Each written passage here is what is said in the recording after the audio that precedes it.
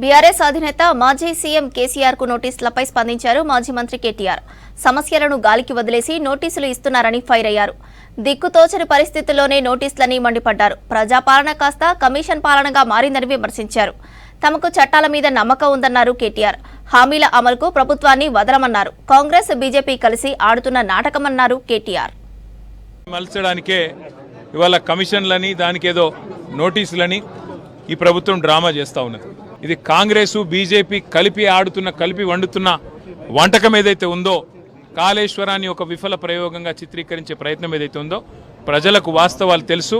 మాకు ఈ దేశంలోని చట్టాల మీద, న్యాయ వ్యవస్థ మీద మాకు సంపూర్ణమైన విశ్వాసం ఉంది. తప్పకుండా ఈ ప్రభుత్వాన్ని మాత్రం తప్పించుకుందామనే ప్రయత్నం చేస్తూ ఉన్నారు.